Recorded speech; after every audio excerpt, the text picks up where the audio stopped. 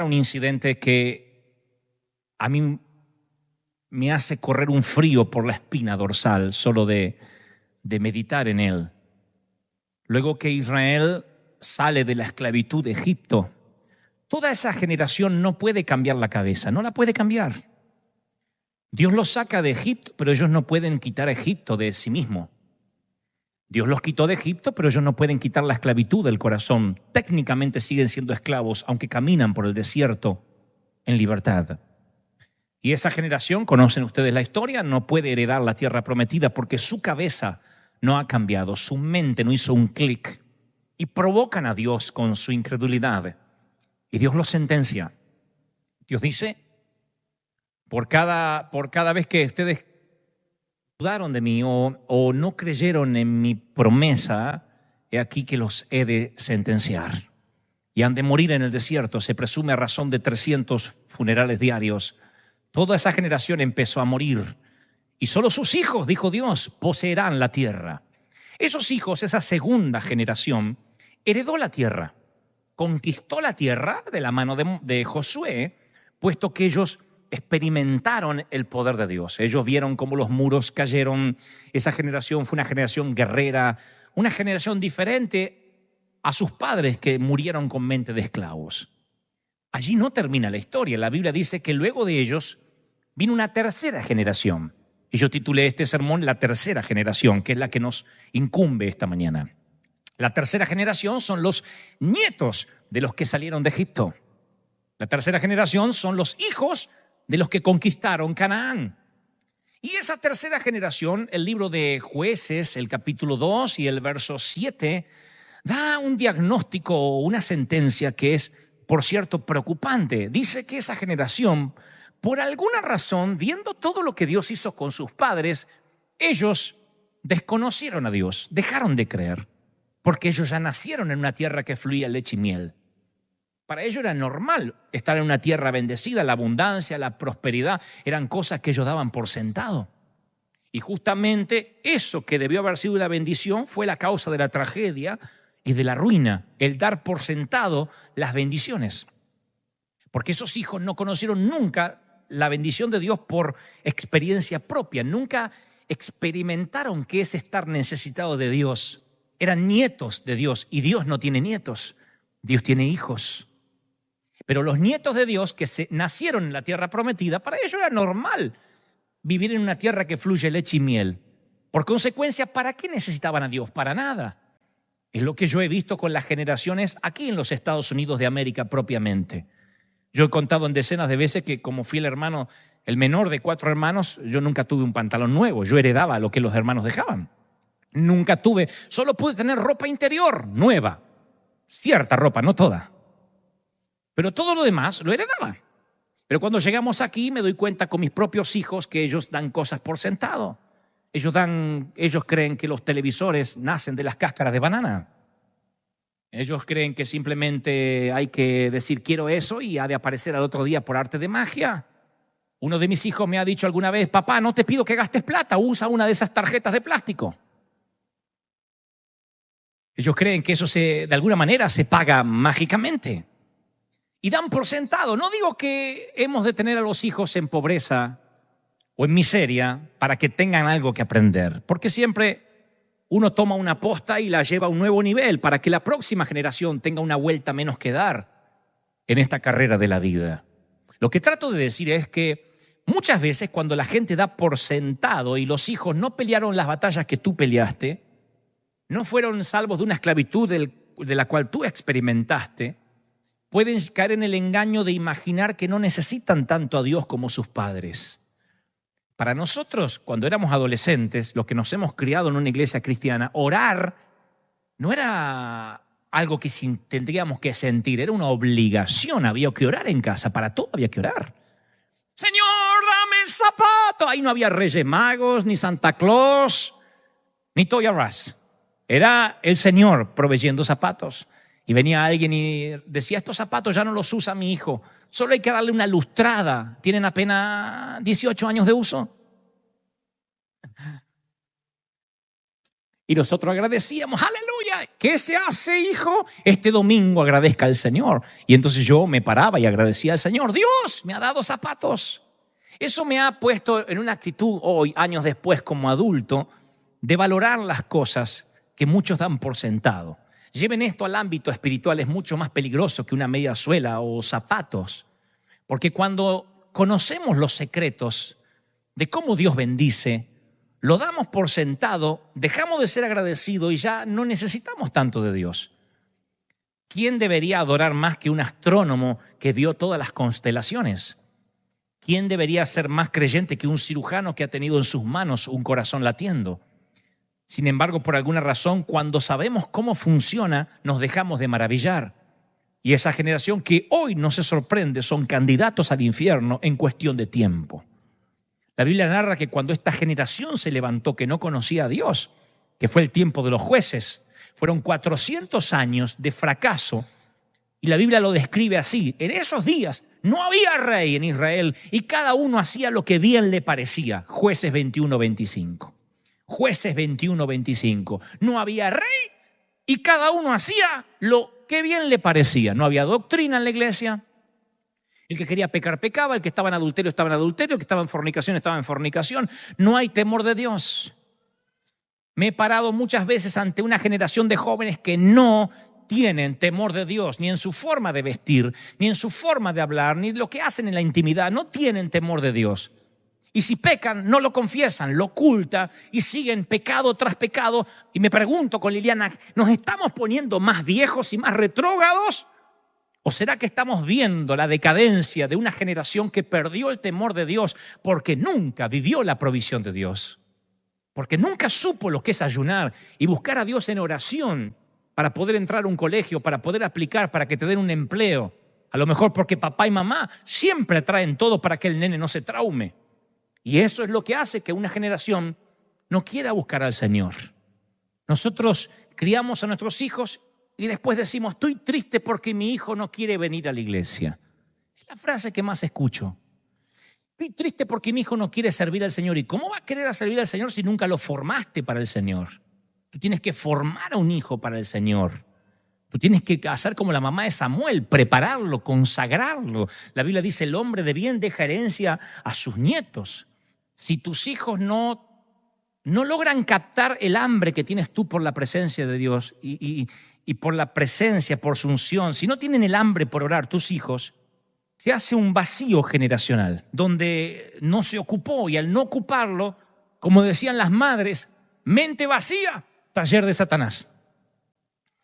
Si quieres que alguien tus hijos se metan en pornografía, en droga, déjalos con la mente vacía, no les des actividades, dile, el nene necesita descansar, que esté con la computadora todo el día, y vas a ver cómo esa mente vacía es taller, asentamiento del diablo. Tienes que darles actividades, tienes que decirle, no importa si eres rico, no importa si no lo necesitas, tú puedes decir, mi hijo no necesita trabajar, yo soy rico. No importa, envía a ese muchacho, a esa muchacha a trabajar, a estudiar, a ganarse el pan. ¿Están conmigo? Dígame amén.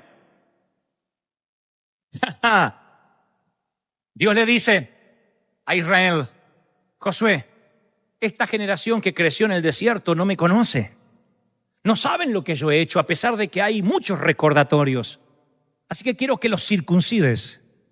Quiero que hagas una ceremonia de circuncisión, hazte cuchillos afilados y vuelve a circuncidar a los hijos de Israel.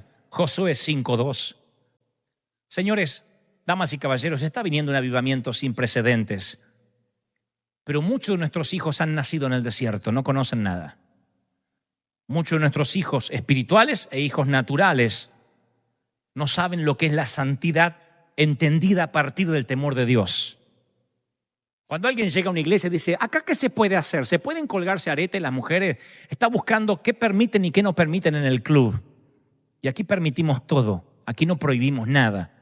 Aquí, a partir del temor de Dios, tú sabes lo que hacer y lo que no hacer, lo que ofende y lo que no ofende a Dios.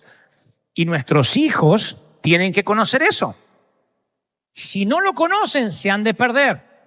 Josué circuncida otra vez. La circuncisión representaba un corte en aquellos lugares ocultos, en esas partes secretas, esos asuntos secretos. Les hablaré a los hombres esta mañana. Hombres, varones,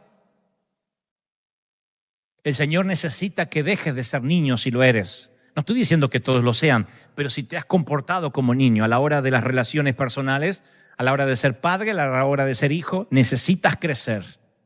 Necesitas arreglar esos asuntos secretos porque te costarán la unción. Porque tus hijos, si se pierden, será una responsabilidad tuya a causa que no has sido un buen sacerdote. Pablo dijo, cuando yo era niño, hablaba como niño, pensaba como niño, juzgaba como niño, más cuando dejé la niñez, empecé a pensar como hombre. Tú eres un sacerdote, un vigía del hogar. Si tus hijos ven que tú te quejas de los diezmos, si tus hijos ven que son las 10:30 de la mañana y tú estás sentado en casa sin preocuparte en llegar temprano, ellos nunca van a valorar la presencia del Espíritu Santo. Si tus hijos nunca te ven preparar la ofrenda y los diezmos diciendo, a ver, quiero que todos diezmen, ustedes van a la escuela dominical, pero tomen, lleven algo a la hora de la ofrenda. Si nunca ven eso, nunca aprenderán a sembrar. Y luego dirás, mi hijo vive en pobreza, no sé por qué lo perdí. No falló el pastor, falló el sacerdote. Yo no puedo afectar a tu hijo más de lo que tú lo puedes hacer.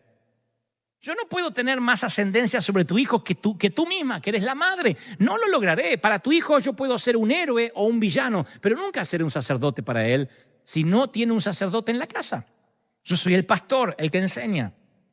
Pero si tu hijo ve que tú eres inmaduro, que tú te quejas o que murmuras, entonces hemos de perder esa generación. Tengo una palabra para los divorciados, porque hay personas aquí que dicen, yo me casé pensando que iba a ser para toda la vida. Y sé que el casamiento es la unión de dos agendas siguiendo un mismo destino. Y para muchos que están aquí ya es demasiado tarde, porque el árbol ha sido derribado. Dice, yo ya me separé. No te voy a decir, tienes que volverte a juntar necesariamente porque no conozco las historias privadas de cada quien, pero tienes la responsabilidad de salvar la semilla, de salvar la profecía.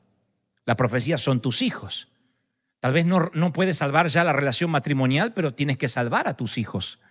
Tú decides si tus hijos van a ser las víctimas inocentes de una guerra que ellos no declararon y van a estar entre los tironeos del padre y la madre y entre corte y jueces, o vas a protegerlo pidiendo lo mejor. Porque si permite que se pierdan los retoños, tanto dolor habrá sido en vano. Tal vez el sueño del príncipe y la princesa se te hizo añicos, pero tienes que salvar la profecía. Aún se puede salvar la semilla de un árbol muerto. Aunque el árbol esté muerto, dice la Biblia, florecerán los retoños. Entonces no tienes excusa si eres mamá soltera, papá soltero, divorciado, te fueron infiel, te abandonaron. Aún así, tú tienes que ser sacerdote de tu hogar. Pero si tú envenenas a tu hijo y le dices lo que tu padre me hizo, ese desgraciado me metió los cuernos, y eso le va a llenar de veneno en la cabeza del punto tal que te puedo profetizar apenas sea más grande físicamente que tú, ni siquiera digo la mayoría de edad, apenas tenga 16, 17 años y sea esos osos que hay a veces en casa. Creo que hay nene de 16 años que son del demonio de Tasmania, así gigantescos. Apenas te doble físicamente, no te pisa más la iglesia. ¿Y qué lo vas a traer a los golpes? ¿Qué lo vas a empezar a golpear? Cuando le levantes el dedo y él te baje el dedo así y te diga no quiero ir más, envenenado de lo que le hablaste de su padre o de su madre o de lo que pasó, ¿cómo vas a hacer para que venga a la iglesia?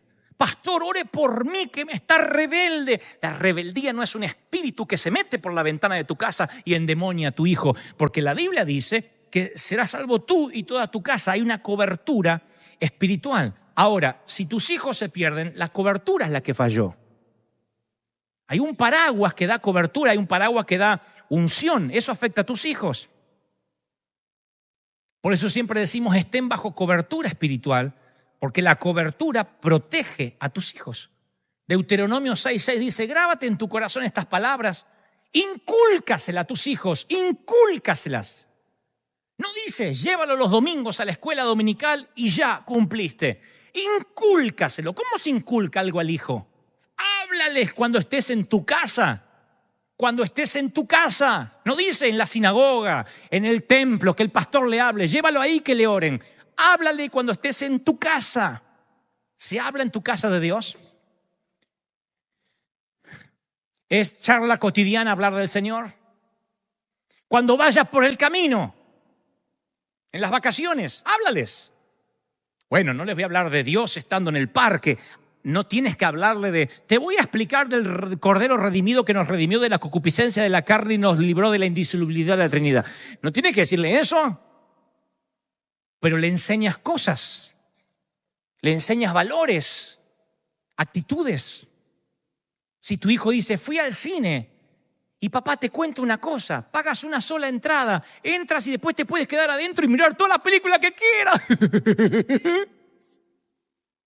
Tú no dices, aleluya, el Espíritu Santo nos está haciendo orar. Tú dices, aunque nadie te ve, estás mintiendo. Sal y paga otra entrada, y si no tienes para pagar otro boleto de cine, no veas otra película.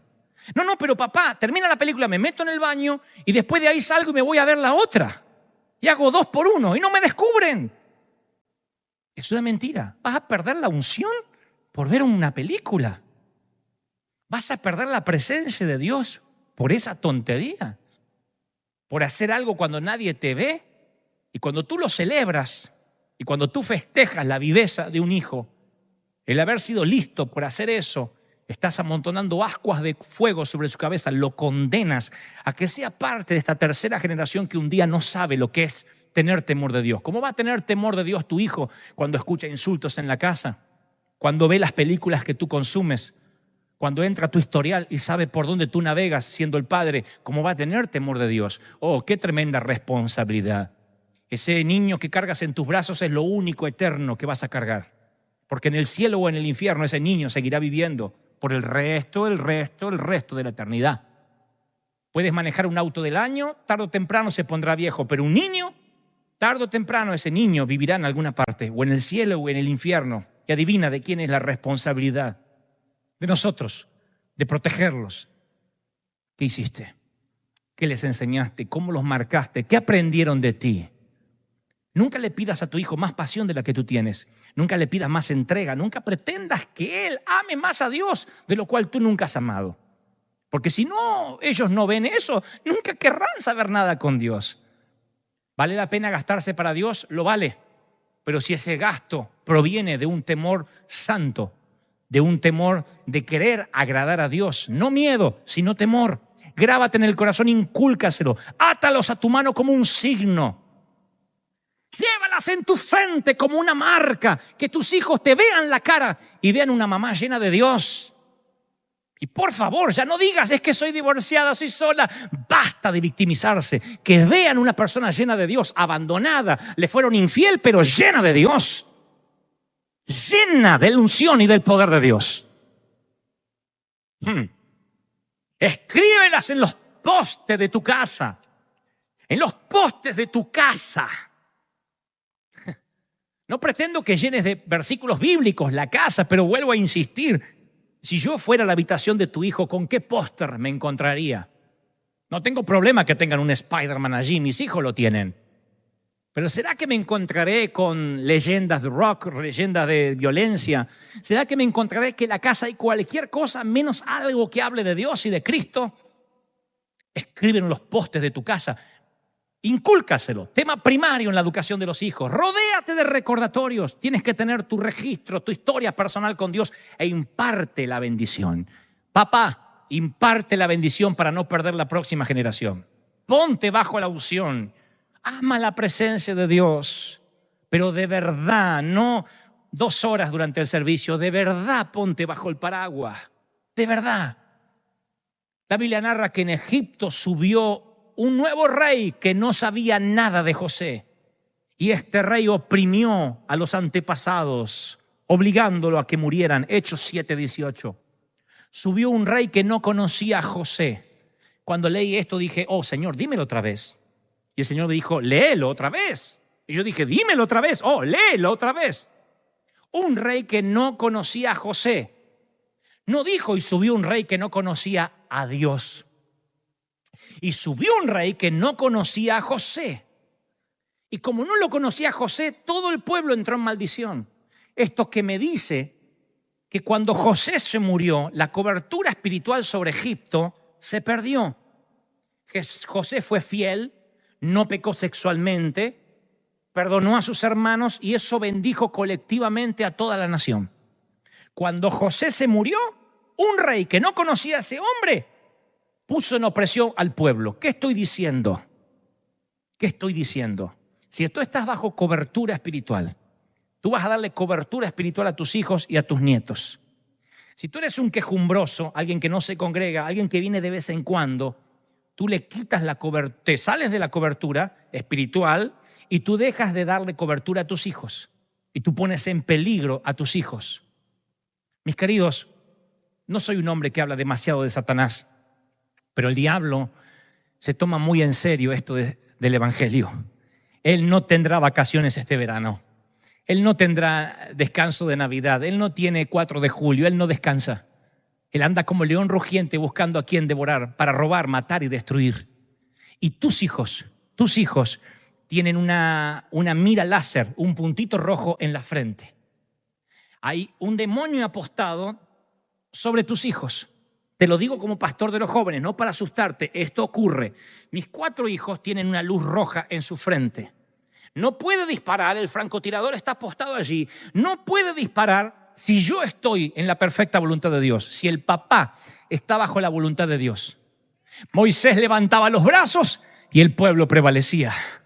Cobertura espiritual. Todo funcionaba bajo la cobertura espiritual de Moisés. Mis queridos, a través de la herencia recibes una bendición que no has ganado. A través de la herencia te conviertes en heredero de un botín que tú no has conseguido. Y alguien, una generación pagó un precio para que tú estés aquí. Pero no me preocupa eso si son más o menos agradecidos. Algunos lo agradecerán, otros no. Lo que me preocupa son nuestros niños, nuestros enanos, nuestros pequeños. Me preocupan, de verdad. Me preocupan. El problema no está en ellos, el problema está en los padres. Hubo un error en la transición. Hubo algo, una impartición que no se dio. Hubo una ausencia, un eslabón roto. Hay un eslabón roto en el medio que descontinuó la cadena. Y yo vengo a querer juntar esta punta de la cadena, este extremo con este otro extremo. Y estoy diciendo, los únicos que los pueden juntar son ustedes, papás. Hagan el trabajo. No hay hijos rebeldes. Hay hijos que necesitan una mano que los guíe, que les hable duro si tienes que hablar duro o que les hable blando cuando es necesario. Pero no perdamos una generación. Hoy no sé cuántos somos aquí, cuántos miles somos, pero podríamos ser muchos más con cientos de miles de jóvenes que están enfrente en el parque, o con cientos de miles de jóvenes que ahora mismo se pierden en la droga o que anoche se prostituyeron. Y yo tengo carga por esos jóvenes. Tenemos carga. Decimos con mi esposa, ¿dónde están? ¿Qué están haciendo sus padres? Y se levantó una generación que no conocía a Dios. Una generación que no supo lo que era buscar a Dios. Queridos papis, me odiarán los jóvenes por esto, me odiarán los hijos, pero hagan ayuno de televisión, hagan ayuno de iPod, hagan un día sin electrónica en la casa, verán que se sobrevive. Vivimos 30 años sin eso, podemos vivir un día. Hagan un ayuno de cosas electrónicas en la casa y diga, hoy te vas a desconectar porque quiero que te conectes con Dios. ¿De qué te sirve tener el iPad del momento e irte al infierno? Hoy necesito que te conectes con Dios.